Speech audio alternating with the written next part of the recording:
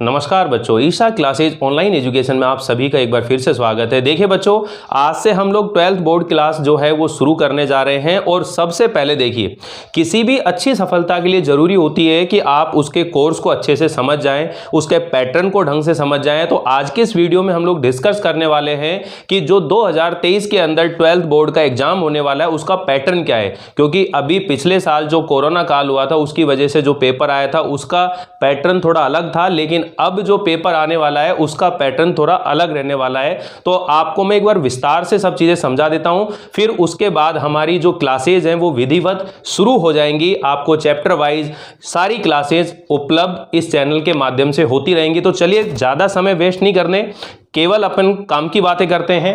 देखिए, यहां पर मैंने आपके सामने एक पाठ्यक्रम लिखा है जिसको समझना बहुत ज्यादा जरूरी है। यहां माध्यमिक शिक्षा बोर्ड राजस्थान यानी एग्जाम जो 2022 और 23 के अंदर होने जा रहा है उसका ये पैटर्न आपके सामने दिया जा रहा है। लेकिन देखिए, सबसे पहले आप लोगों से निवेदन यही है कि आप ज्यादा से ज्यादा स्टूडेंट को जोड़िए ताकि आपको पढ़ने में और मुझे पढ़ाने में आनंद आए। तो चलिए देखते हैं बच्चों। देखो, हमारा जो ये पेपर का पैटर्न है इसके अंदर जो पूरा कोर्स है वो 5 सेक्शन में डिवाइड है। कितने सेक्शन में डिवाइड है? 5 सेक्शन में डिवाइड है। हम बात करेंगे कौन सा सेक्शन ज्यादा हमें मजबूत करना है और कौन सा सेक्शन हमें थोड़ा कम ध्यान दे लेंगे तो भी काम चल जाएगा। बाकी ध्यान तो सब पे ही देना है, लेकिन ज्यादा ध्यान किस पर देना है और ज्यादा नंबर कहां कटते हैं ये हमें मालूम होना चाहिए। तो देखिए बच्चों, यहां जो पहला सेक्शन होता है वो होता है अपठित बोध, जो कि 12 नंबर का है। ध्यान रखना, अपठित बोध के अंदर दो चीजें होती हैं, एक अपठित गद्यांश होता है और एक अपठित पद्यांश होता है। ज्यादातर स्टूडेंट इस अपठित गद्यांश और पद्यांश को ना तो पढ़ते हैं और ना ही स्कूलों के अंदर इनको पढ़ाया जाता है, जिसकी वजह से बच्चे इसे एग्जाम हॉल के अंदर ही अपने हिसाब से करने का प्रयास करते हैं और जो पैराग्राफ दिया जाता है उसमें लाइन से लाइन भिड़ा करके उत्तर लिखे आते हैं। जबकि अपठित गद्यांश और पद्यांश को करने का भी अपना एक पैटर्न होता है जिसके माध्यम से आप पूरे के पूरे सवाल बिल्कुल सही कर सकते हैं। तो हमारे इस चैनल के माध्यम से पहले हम उन टॉपिक्स के बारे में बात करेंगे जहां पर बच्चा ज्यादा फंसता है। तो देखिएगा, अपठित गद्यांश और पद्यांश टोटल जो है 12 नंबर का ये सेक्शन है, जिसमें गद्यांश 6 अति लघुत्तरात्मक प्रश्न आएंगे। अति लघुत्तरात्मक प्रश्न का मतलब होता है जिनका उत्तर आपको एक लाइन के अंदर देना होता है, ठीक है ना। तो अति लघुत्तरात्मक प्रश्न आएंगे, 6 प्रश्न नहीं आएंगे, ये ध्यान रखना। ये 6 नंबर के बारे में बात हो रही है। 6 अति लघुत्तरात्मक प्रश्न यहां पर जरूर लिखे हुए हैं, लेकिन आप ये ध्यान रखिएगा 6 प्रश्न ना आकर कोई प्रश्न ऐसा भी हो सकता है कि जो 2 नंबर का हो। तो ये इस तरह से 5 प्रश्न भी हो सकते हैं। अभी ये ब्लूप्रिंट इसमें आया नहीं है तो उसके अकॉर्डिंग अपन बात कर रहे हैं। तो कुल मिलाकर हमें सिर्फ ये ध्यान रखना है, ये 6 अंक के होते हैं, गद और पद, यानी टोटल 12 नंबर का होता है। दूसरा जो सेक्शन होता है जो सबसे ज्यादा महत्वपूर्ण होता है और जिसपे बच्चे बहुत ही कम ध्यान देते हैं, जिसके अंदर निबंध आता है। निबंध मोस्टली बच्चे जब पूरा पेपर कर लेते हैं उसके बाद निबंध लिखने बैठते हैं कि अब तो हम निबंध करेंगे, अपनी मर्जी से करेंगे, और वही गलती सबसे बड़ी गलती होती है। क्योंकि निबंध केवल लिखने से मतलब नहीं होता है, उसे समझना भी आना चाहिए, उसका पैटर्न भी समझ में आना चाहिए, ठीक है ना। तो हम निबंध के ऊपर भी अच्छे से चर्चा करेंगे, निबंध को तैयार करने के तरीके क्या है उनके ऊपर भी हम लोग बात करने वाले हैं। तो देखिए, जो निबंध है ये आपके 5 नंबर का निबंध आ रहा है। इसमें विकल्प आपको मिलते हैं, उन विकल्प में से किसी एक विकल्प को चुन करके उस विषय के ऊपर आपको निबंध लिखना होता है। उसके बाद देखिए, पत्र एवं प्रारूप लेखन, ये 4 नंबर का है और इसके अंदर देखिए हमारे 5 पत्र दिए गए हैं जिन्हें ही हमें पढ़ने हैं। 5 के अलावा एक छठा पत्र भी नहीं पढ़ना है, ध्यान रखना। और 5 में से भी मैं आपको मोस्ट बता दूंगा। लास्ट ईयर भी मैंने कहा था कि निविदा आने वाली है, आप लोग निविदा तैयार कर लीजिए, विज्ञप्ति तैयार कर लीजिए, और एग्जाम के अंदर वही निविदा आई थी, ठीक है। तो पहली बात, आप लोग एक विश्वास जरूर रखिएगा। जब हम पढ़ते हैं किसी भी टीचर से तो वहां पर विश्वास होना बहुत जरूरी है। विश्वास के बाद ही व्यक्ति में समर्पण भाव आता है, और जब समर्पण भाव आता है तो हमारे मन में पढ़ने की जिज्ञासा भी आती है। इसलिए कभी भी किसी भी टीचर के ऊपर हमें डाउट नहीं रखना चाहिए, कम से कम उस टीचर के ऊपर तो बिल्कुल नहीं रखना चाहिए जिससे हम लोग अध्ययन करते हैं, पढ़ाई करते हैं, ठीक है ना। बिना विश्वास के समर्पण कभी नहीं हो सकता, और जब आप समर्पित नहीं होते हैं तो कोई भी चीज आप प्राप्त नहीं कर सकते। इसलिए ज्यादातर लोग असफल भी हो जाते हैं क्योंकि उन्हें टीचर की बातों पर ही विश्वास नहीं होता है। आप क्लास के अंदर देखिए, ज़्यादातर टीचर आप लोगों को कितनी अच्छी अच्छी बातें बताते हैं, लेकिन आप लोग उन चीज़ों पर ध्यान नहीं देते हैं। तो सबसे पहला सिद्धांत है कि अपने माँ बाप और अपने गुरुजनों के ऊपर हमेशा क्या करना चाहिए, विश्वास करना चाहिए, तभी आप जीवन के अंदर एक अच्छी सफलता की ओर बढ़ते रहोगे। तो देखिए, यहां पर मैं आपसे बात करने वाला था 5 पत्रों के बारे में, जिसमें एक पत्र का नाम है अर्ध सरकारी पत्र। क्या है? अर्ध सरकारी पत्र। ठीक है, ये जो अर्ध सरकारी पत्र है इसी को हम अर्ध शासकीय पत्र भी बोलते हैं, अर्ध प्रशासनिक पत्र भी बोलते हैं, यानी डेमी ऑफिशियल लेटर इसको बोला जाता है। इसके ऊपर हम विस्तार से चर्चा करेंगे जब टॉपिक में बात करेंगे।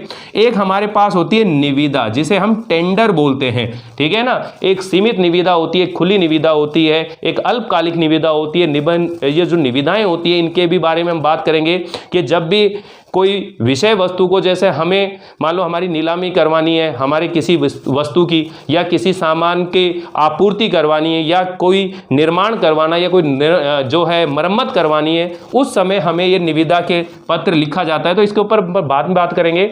एक होती है विज्ञप्ति। क्या चीज होती है? विज्ञप्ति होती है। ठीक है, एक होती है अधिसूचना। क्या होती है?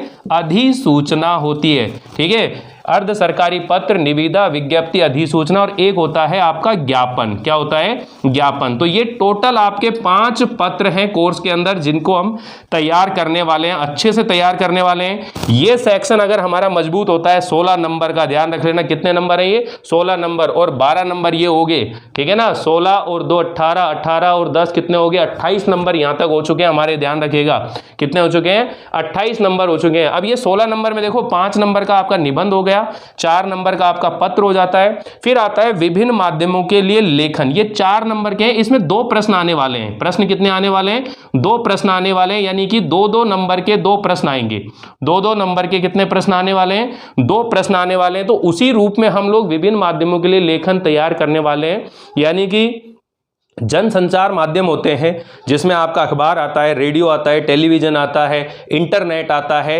इनके लिए जो लेखन कार्य किया जाता है वो ही विभिन्न माध्यमों के लिए लेखन होता है। यानी समाचार कैसे लिखा जाता है, समाचार लेखन के 6 प्रकार क्या होते हैं, उल्टा पिरामिड शैली क्या होती है, टेलीविजन पर समाचार प्रस्तुत करने का फॉर्मेट क्या होता है।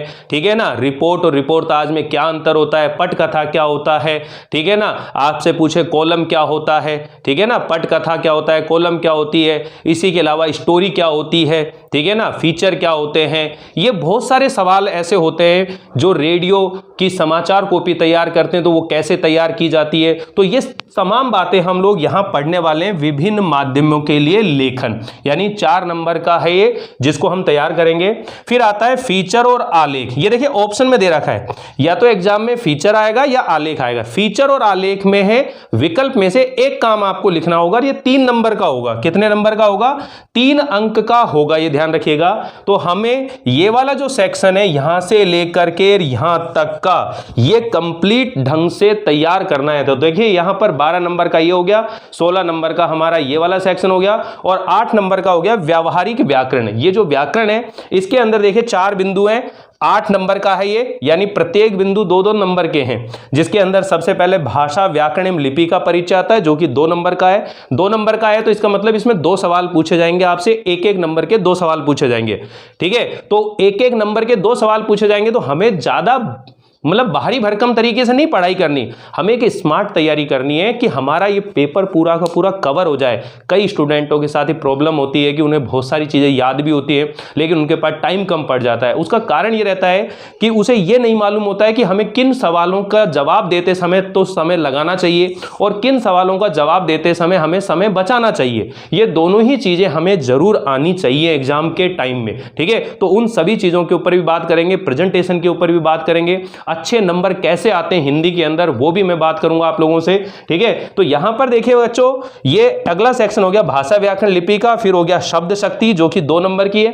3 तरह की शब्द शक्ति होती है, हम जानते हो। अभिधा शब्द शक्ति होती है, लक्षणा शब्द शक्ति होती है, और व्यंजना शब्द शक्ति होती है। तो इनसे जो सवाल बनते हैं वो भी 2 नंबर का सवाल आपसे नहीं पूछा जाएगा, 1-1 नंबर में 2 सवाल पूछ ले जाएंगे। कोई पंक्ति दे देंगे और पूछेंगे इस पंक्ति में बताओ कौन सी शब्द शक्ति है, या फिर डायरेक्ट आपको शब्द शक्ति का नाम देंगे और कहेंगे इसकी परिभाषा लिख दीजिए। ठीक है, तो इस तरह के सवाल इसमें पूछे जाते हैं। बिल्कुल इजी है, कोई दिक्कत नहीं है वाला सेक्शन। ठीक है, फिर अलंकार है। इस बार ध्यान रखिएगा, अलंकार के अंदर थोड़ा सा बदलाव हुआ है। पहले जो 8 अलंकार थे, अब 8 अलंकार की बजाय आपके सामने 1 2 3 4 और 5 ही अलंकार बचे हुए हैं। समझ बैठी नहीं बैठी? अब आपके सामने जो 2 नए अलंकार लगाए, एक तो लाटानुप्रास और एक पुनरुक्ति प्रकाश, जो कि पहले नहीं था। पहले उपमा अलंकार था, रूपक अलंकार था, उत्प्रेक्ष अलंकार था, ठीक है ना।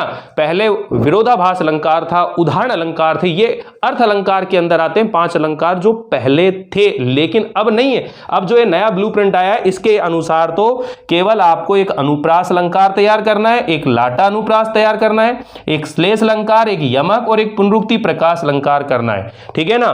फिर आती है पारिभाषिक शब्दावली, ये भी 2 नंबर की है। इसके ऊपर थोड़ा कम ही ध्यान दीजिए, क्योंकि जितना भी पढ़ लो बहुत ही रेयर होता है कि वो चीज़ें एग्जाम में आ जाए। लेकिन हमें पढ़ना तो सभी चीज़ है, लेकिन टाइम थोड़ा कम लगाना है, ठीक है। हमें मौखिक तौर पर चर्चा करनी है, बात करते रहना है, बातें करती रहनी है कि कोई भी शब्द ले लिया, बताओ इसको इंग्लिश में क्या बोलते हैं, इसका हिंदी अनुवाद क्या होगा, राइट। जैसे मान लीजिए अपन बोलते हैं एडवोकेट का मतलब क्या होता है, तो बहुत सारे लोग फटाक से बोल देते हैं वकील, जबकि वकील नहीं होता, अधिवक्ता होता है। क्या होता है वो?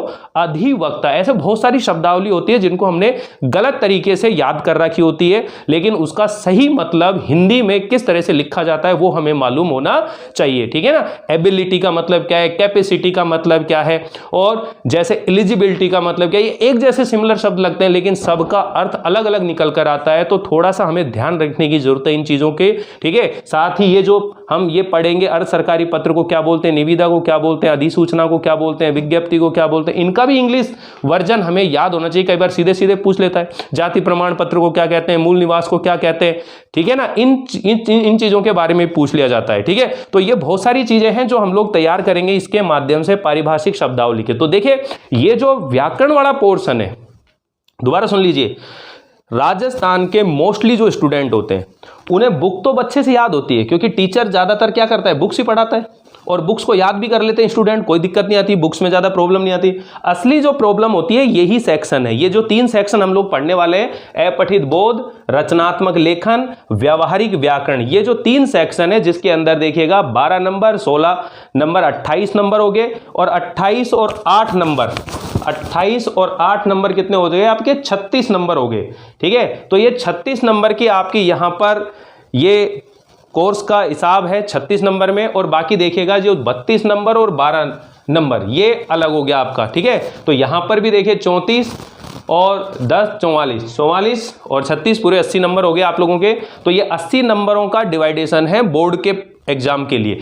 तो यहां पर देखो, जो बुक के बारे में भी हम बात कर रहे हैं, बुक में भी आपको ज्यादा धड़ाधड़ रट्टे मत लगाना, बिल्कुल भी जिंदगी में ध्यान रखना ना। सारे क्वेश्चनों को याद करने की जरूरत बिल्कुल नहीं है। आपको जितने भी चैप्टर पढ़ाए जाएंगे, मैं आपको समरी वाइज पढ़ाऊंगा, पूरी कहानी पूरी डिटेल माइंड में चलनी चाहिए, अपने अकॉर्डिंग अपन उत्तर लिखेंगे। बाकी मैंने मोस्ट क्वेश्चन बना रखे हैं, पीडीएफ तैयार है उसकी, वो मैं आप लोगों को जरूर दे दूंगा, ठीक है। तो यहां पर देखिएगा, जैसे पाठ्य पुस्तक दे रखी है भाग 2 32 नंबर की है। अब ये जो 32 नंबर है, अब इसमें आप कितने भी रट्टे मार लो, 32 के 32 नंबर तब तक नहीं ला सकते जब तक आपको पता नहीं है क्या पढ़ना है और क्या नहीं पढ़ना है। तो देखो, इसमें सीधा सीधा लिख रहा है कि एक व्याख्या आएगी, एक गद्य में से व्याख्या आएगी, एक पद में से व्याख्या आएगी। व्याख्या के 6 नंबर होंगे। अब व्याख्याओं को रटना थोड़ी ना होगा कि आप सारे चैप्टरों की व्याख्याओं को रटेंगे, इसका एक पैटर्न होता है, यानी कि हम संदर्भ, प्रसंग, व्याख्या, विशेष टिप्पणी, ये बिंदु होते हैं। इसके अकॉर्डिंग हमें सारा का सारा जो है तैयारी करनी है, व्याख्या की तैयारी करनी है कि व्याख्या जब आएगी तो उसको पैटर्न में कैसे लिखा जाता है। मेन बात यह है पैटर्न में कैसे लिखा जाता है। बहुत सारे स्टूडेंट जो पैराग्राफ आता है उस पैराग्राफ को चेप आते हैं, डायरेक्टली चेप आते हैं, लो जी होगी व्याख्या, मजे करो, ऐश करो। लेकिन नहीं, हमें बाकायदा उस व्याख्या को सीखना है कि कैसे उसको लिखा जाता है, ठीक है ना। तो 6 और 6 नंबर की तो व्याख्या ही होगी, यानी 12 नंबर तो व्याख्या में ले लिया आपने, 32 में से 12 नंबर तो यहां व्याख्या। अगर आपकी व्याख्याएं सही हैं तो कोई प्रॉब्लम नहीं आएगी।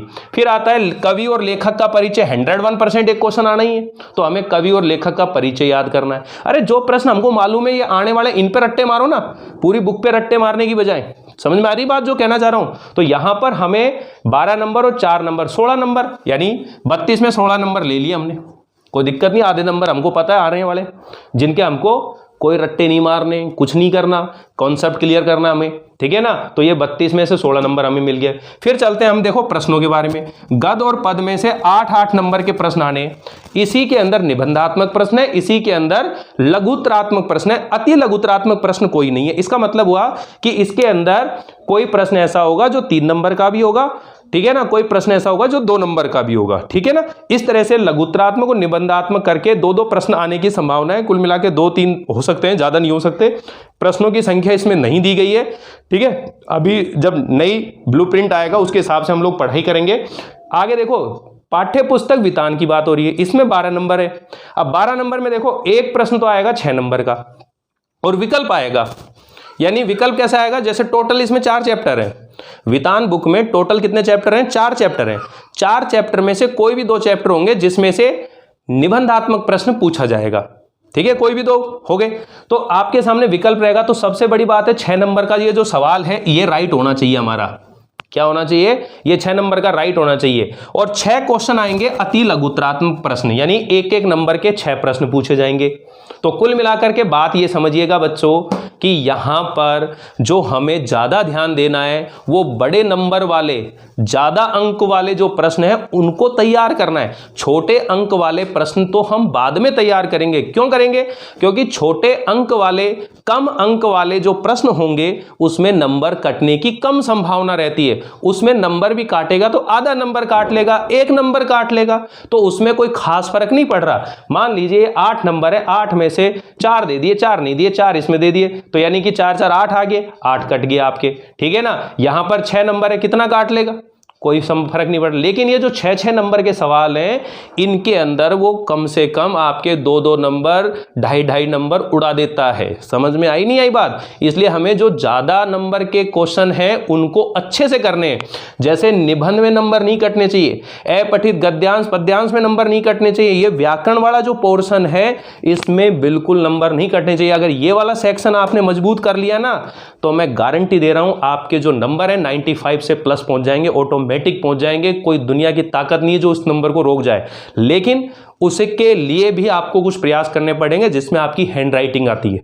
आपको अपनी हैंड राइटिंग पे बहुत वर्क करना पड़ेगा। आप समझ रहे हो ना, राजस्थान के सारे स्टूडेंट पेपर देने जा रहे हैं तो पढ़ के जा रहे होंगे। ऑब्वियसली ये बात है कि वो पढ़कर ही जा रहे हैं, लेकिन फिर भी नंबर कम आते हैं, ज़्यादा नंबर आते हैं, तो उसके पीछे एक जो फैक्टर काम करता है वो काम करता है हैंड राइटिंग का और प्रेजेंटेशन का। उसके ऊपर हम भी विस्तार से चर्चा करेंगे किसी अगले वीडियो के अंदर।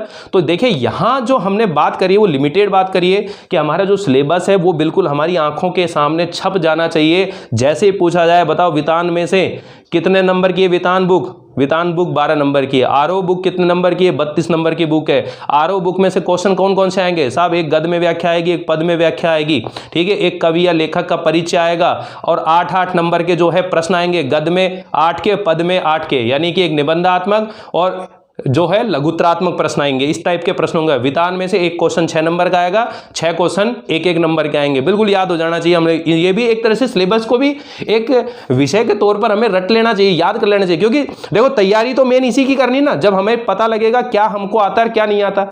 अपठित गद्यांश पद्यांश 6-6 नंबर के आएंगे दोनों के दोनों। निबंध कितने नंबर का आएगा, 5 नंबर का आएगा। पत्र कितने नंबर का आएगा, 4 नंबर का आएगा। शब्द शक्ति, अलंकार, पारिभाषिक शब्दावली, भाषा, व्याकरण, लिपि कितने नंबर की आ रही है, सब 2-2 नंबर की है, 8 नंबर का हो गया।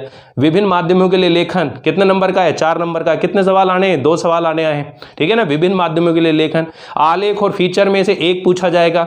आलेख और फीचर क्या होते हैं ये नहीं पूछा जाएगा, आलेख लिखवाया जाएगा। कोई विषय दिया जाएगा, उस विषय के ऊपर आपसे आलेख लिखवाया जाएगा, ठीक है ना, 3 नंबर का आएगा। तो बहुत ही आसान है, चीजों को ध्यान रखना। एक बार आप लोग तैयार कर लेंगे तो ये सब चीजें बहुत अच्छे से होगी। तो हम जो शुरुआत करने वाले हैं, क्योंकि हमें पहले बुक पढ़ा देते हैं, क्योंकि बहुत सारे स्टूडेंट ऐसे जिनकी शुरुआत ही नहीं हुई है, बिल्कुल 0 लेवल से शुरुआत करेंगे। ये समझ लीजिएगा कि आप समझो कि आपका एडमिशन ही अभी हुआ है और आपको रेगुलर अब चैप्टर वाइज आपको क्लासेज मिलेंगी, रिकॉर्डिंग क्लासेज मिलेंगी। बीच बीच में हम लोग लाइव क्लास रखेंगे जहां पर आप अपनी डाउट प्रॉब्लम हमसे पूछ सकते हो। वो सेक्शन हम लोग वीक में 1-2 बार रख लेंगे, उसके लिए कोई प्रॉब्लम नहीं होगी, लेकिन आपको रिकॉर्डिंग क्लासेज जरूर मिलती रहेंगी।